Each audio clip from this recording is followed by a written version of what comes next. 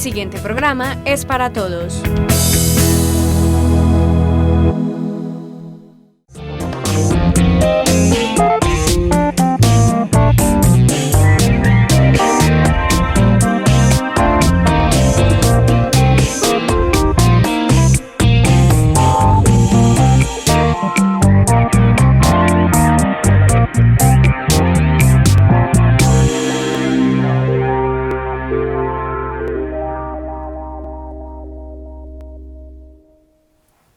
Un saludo especial para todos los televidentes que a esta hora se conectan con Al Derecho. Soy Sandra Milena Ríos Taborda, quien cada 8 días los espera en compañía de un profesional del derecho para abordar esos temas de índole legal que se presentan en nuestro diario vivir y que seguramente nos será de mucha utilidad conocer un poco más de ellos. En emisiones pasadas hemos hablado de conciliación, una herramienta legal que nos establece el Estado y la ley para solucionar conflictos. Hoy vamos a recordar de qué se trata este tema y algunos aspectos sobre ella. En esta emisión estaremos conversando con la profesional Eliana Posada. Ella es abogada de la Universidad Latinoamericana, especialista en procedimiento penal y directora del Centro de Conciliación Legales. Eliana, un saludo y gracias por acompañarnos. Muchas gracias a ustedes. Un agradecimiento enorme al canal por la invitación. Vamos a estar hablando de conciliación. Usted es directora de un centro de conciliación, entonces digamos que estamos en su salsa. Iniciemos por explicarle a los televidentes qué es esa herramienta legal, qué es la conciliación. La conciliación es un mecanismo alternativo de solución de conflictos que se encuentra regulado por medio de la Ley 640 del 2001. De manera personalísima considero que es un instrumento que nos ha dado el Estado para solucionar cualquier tipo de conflicto o dificultad o controversia que yo puedo tener con una persona o con un grupo de personas, antes de acudir a la justicia ordinaria. Toda vez que la razón fundamental de los juzgadores no es resolver ese tipo de situaciones, y por eso justamente es que se genera y se crean centros de conciliación en derecho para que asuman esa carga judicial y ayuden al entretejido social. ¿Quiénes intervienen en una conciliación? ¿Cuáles son esos actores que juegan un papel importante?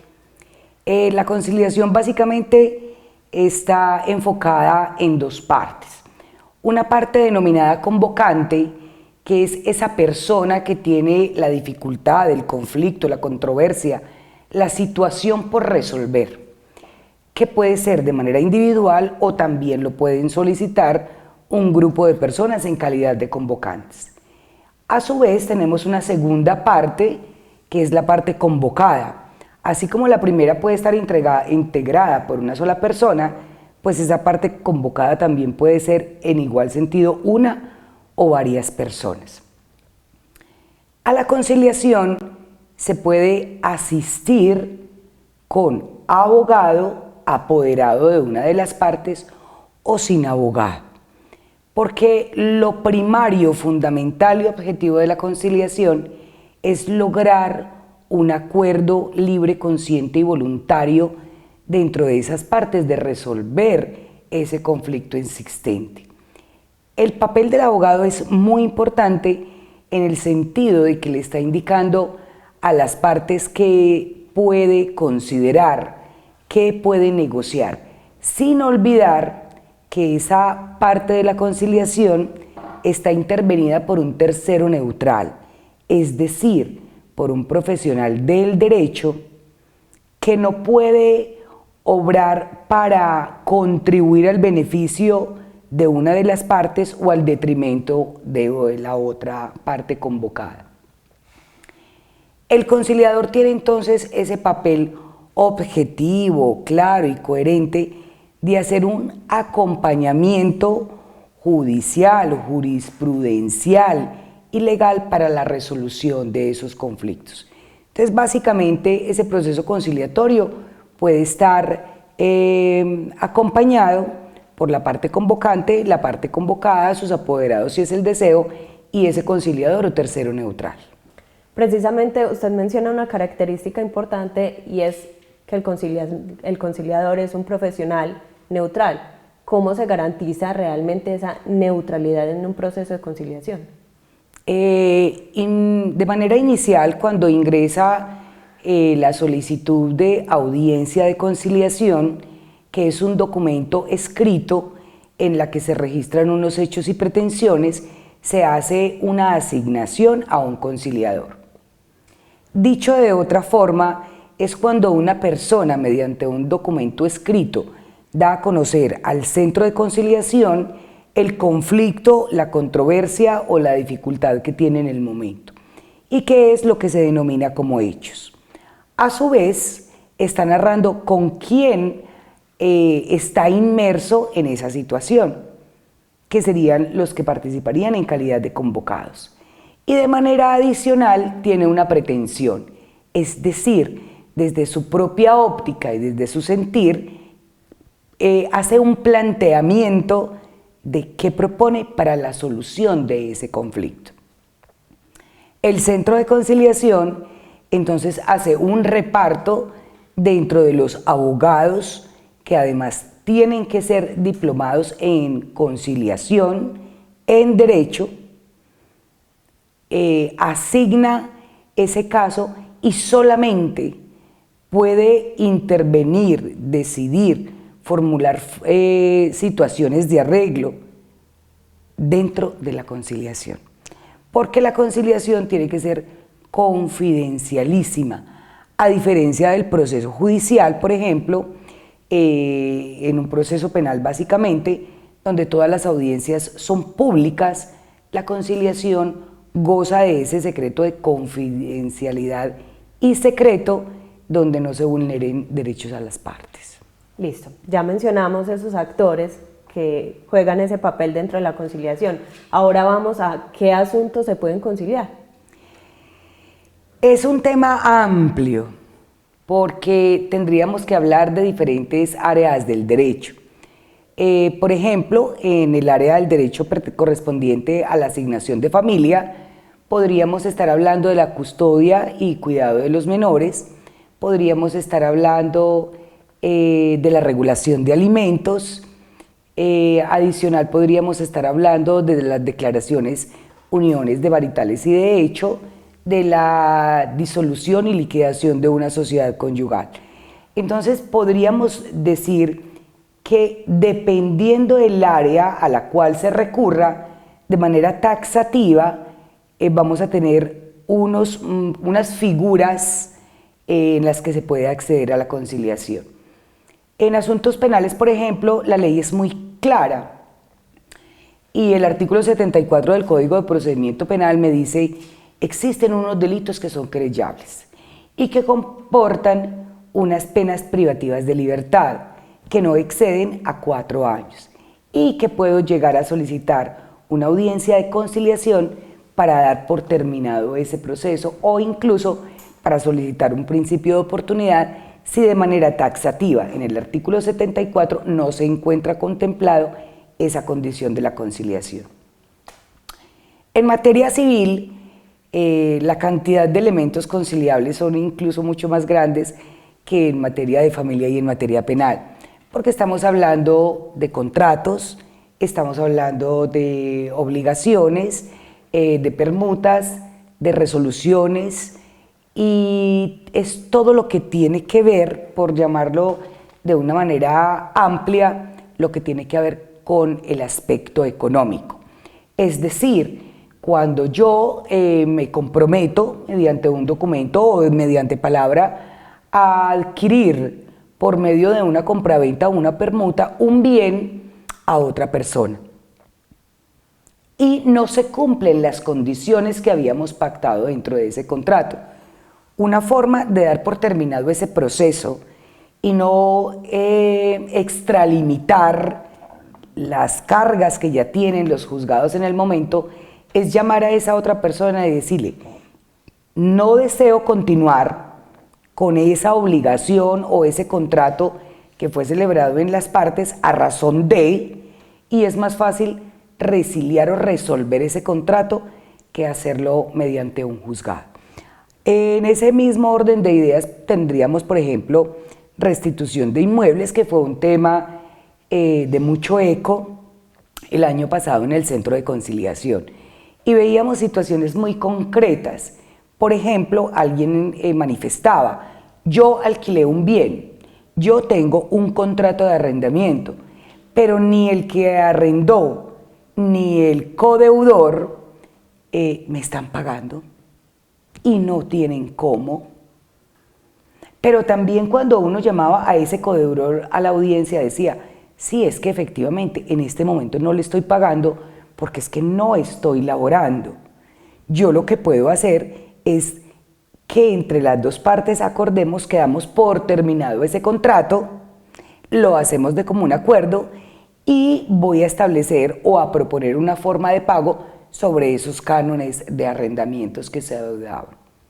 Por eso cuando hablamos de la conciliación, más que resolver un conflicto donde las dos partes expongan sus voluntades, es contribuir con ese valor o entretejido social, porque muy seguramente en un municipio como Andes yo me voy a encontrar con el arrendatario en cantidad de ocasiones y lo ideal es no dejar una situación por resolver, sino una solución clara ante ese problema concreto. Eliana, sabemos que existen los centros de conciliación, pero también sabemos que existen otras entidades e instituciones como comisarías de familia, inspecciones de trabajo, inspecciones de policía, en donde también se puede conciliar. Todos estos temas que usted nos acaba de mencionar, ¿se pueden conciliar en ese centro o para familia tengo que ir a la comisaría de familia, para trabajo, a la inspección de trabajo? ¿Cómo funciona? Bueno, el Centro de Conciliación Legales está habilitado por el Ministerio de Justicia y del Derecho mediante la resolución 0608 del 2018. Es decir, estamos completamente calificados por el Ministerio de Justicia para atender todos los asuntos que de manera taxativa nos permite la Ley 640. En ese orden de ideas, lo que no puede atender el Centro de Conciliación es lo que tiene que ver exactamente con temas administrativos y temas laborales. Por eso en el municipio encontramos lo que la gente comúnmente conoce como la oficina de trabajo. Y es allá donde única y exclusivamente tiene la potestad de realizar una audiencia de conciliación en derecho. Nosotros no estamos facultados para eso. Y no podemos hacerlo en temas administrativos porque esa función la cumple la Procuraduría. El resto de temas somos competentes para realizarlos y tenemos todos los conciliadores debidamente acreditados. Usted nos mencionaba, los actores dentro de una conciliación son convocante, convocado y pues el conciliador. ¿Qué pasa si el convocado no acude a esa conciliación? Cuando quien convoca no asiste, la ley asume que está desistiendo de esa pretensión. Pero si no asiste el convocado, entonces tendremos que hacer una nueva citación y en el peor de los casos la ley dice que si se tiene una inasistencia injustificada podrá justificarse en el término de 3 días. De no hacerlo, el Centro de Conciliación tiene la obligación de expedir un documento que se llama constancia de no acuerdo por inasistencia de la parte convocada. Una vez se elabore ese documento, se ingresa a la plataforma del Ministerio de Justicia y del Derecho denominada SICAAC. Posterior al ingreso de ese documento, el SICAAC revierte de manera automática una certificación de qué pasó con esa solicitud de manera concreta. Y es lo que va a respaldar unas futuras pretensiones en la justicia ordinaria, es decir, ante juzgados. Porque para el juzgador se convierte en algo muy importante, que es decir, esta persona tuvo la voluntad, la capacidad y el deseo de resolver este asunto de una manera más amigable. Sin embargo, la parte que fue llamada no asistió, no justificó su inasistencia y eso podrá considerarse como un indicio grave para la parte que no asiste. Eliana, vamos a parar por un momento nuestra conversación acerca de este tema que es la conciliación y vamos a una pausa para comerciales. Ya regresamos. Gracias. ¿Eres amante del cine y te gusta saber cómo se hacen las películas? ¿Cuáles serán los próximos estrenos? ¡Ja! ¿Y qué películas han marcado la historia del cine? Yo soy tu padre. Ultra y cambiando tus sentidos. Todos los martes a las 6:05 de la tarde por AUPAN. Ultra La magia detrás del cine. Vaya, no te lo pierdas.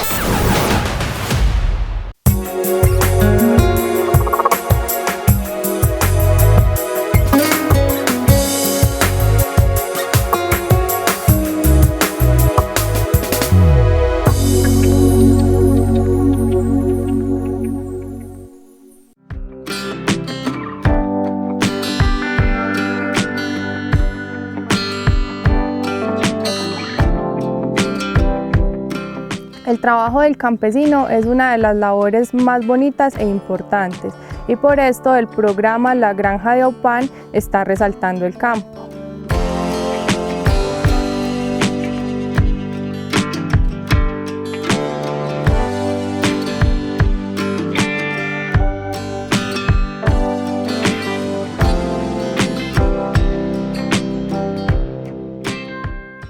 Televidentes, continuamos aquí en Al Derecho conversando con la abogada Eliana Posada acerca de la conciliación.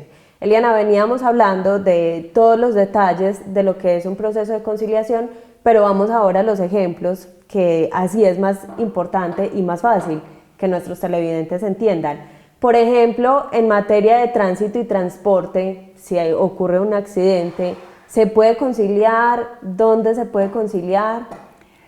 Sí. Se puede conciliar y se tendría que hacer un examen, por llamarlo de alguna forma, exhaustivo de qué fue lo que sucedió en ese accidente de tránsito. Porque si ese accidente como tal provocó la muerte de alguien, no está contemplado dentro del artículo 74 del Código de Procedimiento, entonces no queda potestativo. Porque a diferencia de la conciliación podríamos estar hablando de una tentativa de homicidio, dependiendo cómo hayan ocurrido los hechos, de una extralimitación, de una confianza excesiva, entonces ya tendríamos que entrar a determinarlo por medio de un juzgado. Pero si hay un accidente de tránsito que no deja unas secuelas permanentes y que generan una incapacidad inferior a 90 días, es un tema que se puede agotar por centro de conciliación.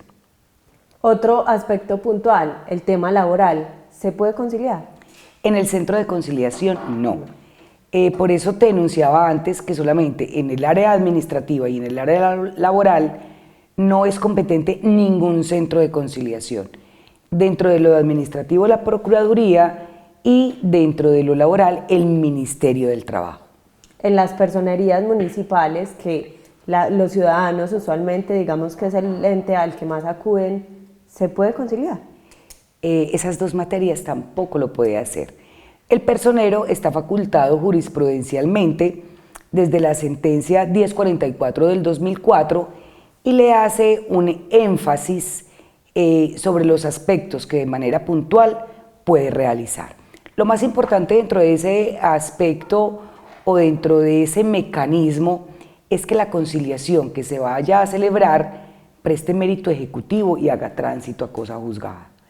Es decir, que lo que se resuelva o acuerden las partes no se vuelve a tocar en ninguna otra instancia judicial porque se equipara justamente a el mismo simbolismo o significado que se tendría mediante una sentencia. Eliana, vamos a la pregunta que en la mayoría de emisiones hacemos y que es la concepción que la mayoría de ciudadanos tienen, y es que inicialmente los procesos legales son o largos o costosos. ¿Qué pasa con este tema de conciliación? Bueno, la conciliación es la forma más expedita de reclamar un derecho, ¿cierto? A modo de ejemplo, alguien se presenta al Centro de Conciliación Legales, radica una solicitud y en el término máximo de 3 días se está asignando una fecha. Es decir, que si alguien ingresa hoy jueves, para el lunes se le tiene definido fecha, hora y mes en que se va a celebrar esa audiencia. Tratamos de que no sean términos superiores a 15 días para poder cumplir con ese principio de agilidad en la parte de la justicia. Yo quiero que recalquemos un aspecto, usted lo mencionaba ahorita, y es que las decisiones que se tomen ahí o lo que se pacte presta mérito ejecutivo, pero ampliemos un poquito más el aspecto y es qué pasa con lo que se acuerda en una conciliación. Bueno, a modo de ejemplo, yo tenía una obligación dineraria contigo, me citaste al centro de conciliación, hicimos un acuerdo total, yo reconocí expresamente esa deuda y entre las partes acordamos que yo te iba hacer unos pagos mensuales durante un tiempo determinado. Y se pacta además, o se acuerda, que el incumplimiento de una de las obligaciones generará una cláusula aceleratoria, es decir, que si yo te incumplo con el primer pago, pues ya puedo reclamar de inmediato las otras cuotas. El incumplimiento de esas obligaciones me conducen a mí a responder judicialmente mediante un proceso ejecutivo que muy seguramente tú instaurarás y se procederá entonces a los embargos y a todo el trámite que ya se realiza dentro de los juzgados. Una pregunta y es, ¿existe el centro de conciliación acá en el municipio de Andes? Ya llevan bastante tiempo. ¿Realmente la gente se acude a esta figura de la conciliación? Al inicio de estar en funcionamiento el centro de conciliación, la gente se acercaba mucho a preguntar porque no tenían claramente concebida la diferencia que existía entre la conciliación en derecho y la conciliación en equidad. Es decir, muchas personas en su momento llegaron a considerar que el centro de conciliación legales era una dependencia de la alcaldía y que cumplía la misma función que se presta en el centro de conciliación en equidad. Son radicalmente diferentes desde la citación, notificación y traslado de documentos hasta la finalización del proceso y el registro ante la plataforma. Una vez empezó a hacer esa capacitación y a dar esa información, la gente ha recurrido masivamente y se ha logrado más bien que durante todos los procesos que se han ejecutado, que al día de hoy estaríamos hablando justamente con una radicación de 175 procesos a este año, tener acuerdos totales aproximadamente por 150. Entonces eso está demostrando que si en lo que va de este tiempo pues tenemos esa cantidad de procesos y se han logrado esos acuerdos totales y no han ingresado a los juzgados, es porque a cabalidad se ha entendido cuál es la pretensión y el objetivo de la conciliación, ese acuerdo de voluntades y ese descongestionamiento del aparato judicial. Me voy a devolver un poquito, Liana, en lo que veníamos conversando acerca de que esa persona convocante presenta como, digamos, su caso y sus pretensiones. ¿El abogado estudia esas pretensiones o hay, digamos, que un lineamiento para establecer qué pretensiones son, o yo puedo pedir lo que quiera como convocante en ese asunto particular? Eso es muy relativo porque muchas de las solicitudes que llegan ya incluso firmadas por abogados. Otras veces la gente no lleva su escrito porque no sabía hacerlo, porque no tienen los conocimientos en derecho. Entonces nos cuentan una historia que se les ayuda a redactar dentro del centro de conciliación y una vez se tiene conocimiento de esa historia, la pregunta es, ¿qué quiere? ¿Cómo piensa que puede resolver? ¿Usted qué está dispuesto a dar o a conceder? y a partir de ahí se formulan esas pretensiones. Pretensiones obviamente que no pueden ser ilegales e ilegítimas o que vayan en contravía de la ley.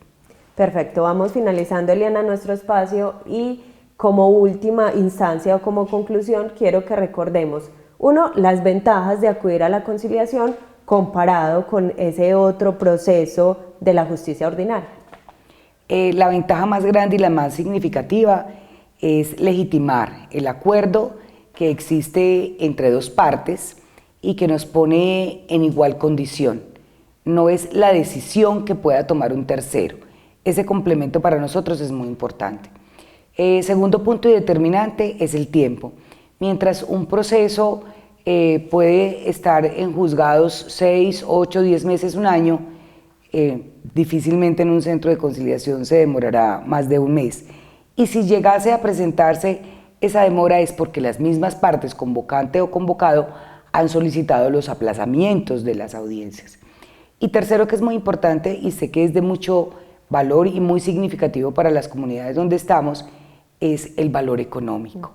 Mientras un proceso por juzgados y representación de abogados puede estar asignándosele un valor de 4 o 5 millones de pesos, un proceso de conciliación puede partir desde la suma de 272.000 pesos. Por último, ¿qué pasa si no se logra un acuerdo en esa conciliación? Se elaborará un documento denominado constancia de no acuerdo, se ingresará a la plataforma y ya cada una de las partes, si así lo deciden, procederán a hacer alegaciones y pruebas conclusivas ante la justicia ordinaria. Perfecto, Eliana, hemos llegado al final de nuestro espacio. Muchas gracias por habernos acompañado. Muchas gracias a ti y por la invitación dentro del canal. A ustedes televidentes, esperamos que hayan aclarado aspectos sobre este tema que es la conciliación y si necesitan asesoría y tienen a su disposición un centro de conciliación aquí en el municipio de Andes. Gracias por haberse conectado con nosotros y los esperamos por supuesto el próximo jueves a las 6:10 de la tarde con otro tema de interés aquí en Al Derecho. Hasta pronto.